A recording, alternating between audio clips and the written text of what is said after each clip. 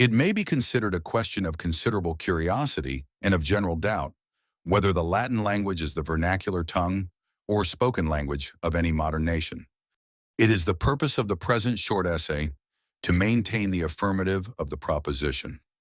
I shall endeavor to show, from the observations of travelers and by comparison and analogy, that the language among the common people of Wallachia is the Latin.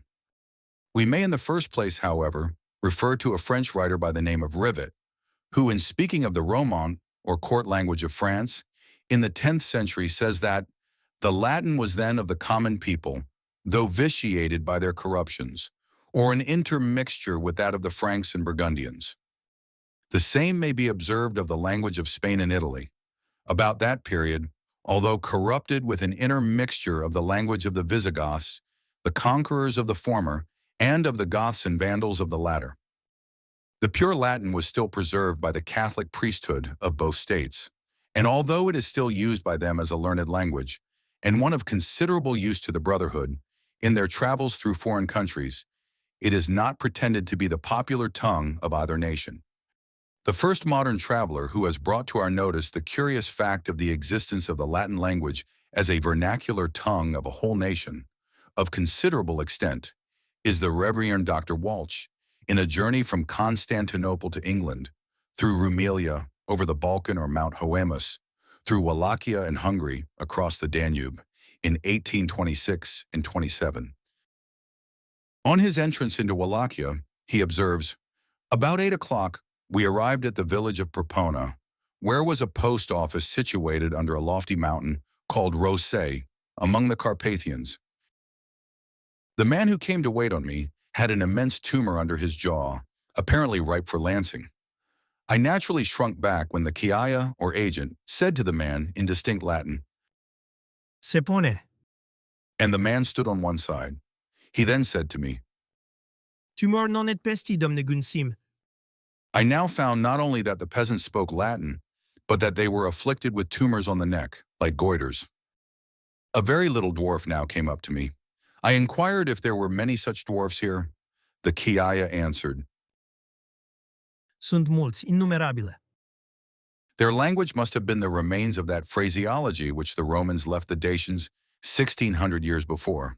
In fact, the words damen and uxor are not Italian words, and people living in the East, who derive their language from the Italian, say seigneur and mogli.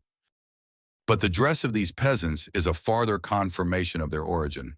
It consists of a tunic or shirt which comes down to their knee, hanging outside, confined in the middle by a zone or girdle of recommerce leather.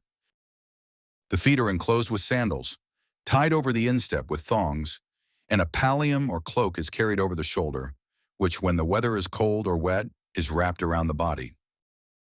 I took leave of these descendants of the Romans with the word valet, which they repeated.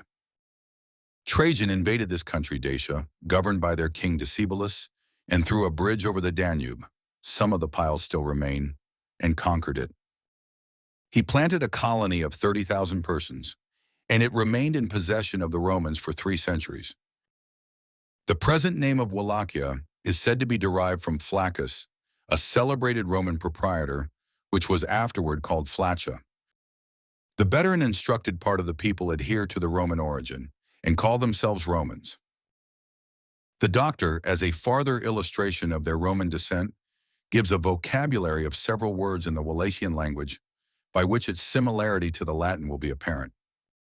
It may have arisen from some Roman legions having been stationed there, when it was overrun by the Goths and Huns, and by their intermarriage gave their language to the people. The following are a few of their words. The Wallachian albars, in Latin albus, means in English white. The Wallachian aptors, in Latin aqua, means in English water. The Wallachian an, in Latin ans, means in English year. The Wallachian acro, in Latin acris, means in English acrid or sour. The Wallachian axit, in Latin aclum, means in English vinegar. The Wallachian aur, in Latin aurum, means in English gold. The Wallachian argent, in Latin argentum, means in English silver. The Wallachian vacca, in Latin vacca, means in English cow. The Wallachian ban, in Latin bonus, means in English good. And bu, boss, and ox. Bene, bene, well. Capri, caper, a goat. Capo, caput, the head. Com, come, with. Setate, sevatat, a town. And many other words which it would be extending our remarks to too great length to repeat.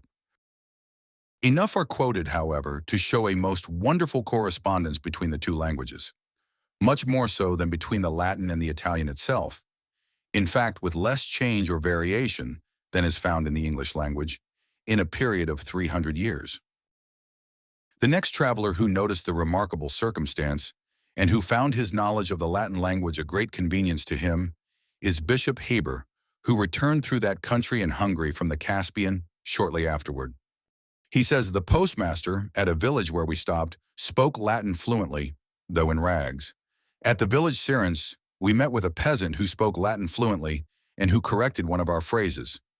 We had a long conversation in Latin with an old man and his brother, who had studied at Erslau in Hungary.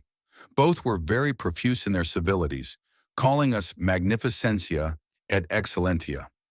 While we were with them, we observed how much Latin was used in Hungary. A servant of the Archbishop of Erslau, in addressing himself to the postmaster, ordered in very fluent Latin horses for his master the next morning. Our host's principal cause of complaint against government was that Rex Hungariae Germanium habitat, with which, said he, degustata est natio. The bishop farther remarks that among the better and middling classes, it is the most usual language, and even many of the peasants speak it fluently. We were generally called, says he, dominationes vestro, and were once desired dignabunter sedere magnificentiae vestro. Will your magnificences deign to set down? These extracts are sufficient to establish the point that I have assumed in the beginning of this essay, namely, that the Latin is the vernacular language of at least one state of modern Europe and is generally used in the one adjoining. There is but little doubt that national pride will cooperate in diffusing and keeping it in use and in improving and purifying it from the dross of its barbarian dialect. As education is extended, the higher ranks in Wallachia and Hungary will use a more classic style, derived from their collegiate learning, and the common people, as in other fashions, will follow the example of their superiors. And in a few years we may calculate to find those two nations using, in colloquial discourse, the chaste dialect of the Augustan age. They pride themselves upon being the descendants of the old Romans. They despise the idea of their intermixture with a barbarous race, and they will more and more cherish a language which is the best criterion of their superior distinction. As it is, however, a learned stranger will find no difficulty in traveling through those countries and making known his wants without the aid of an interpreter.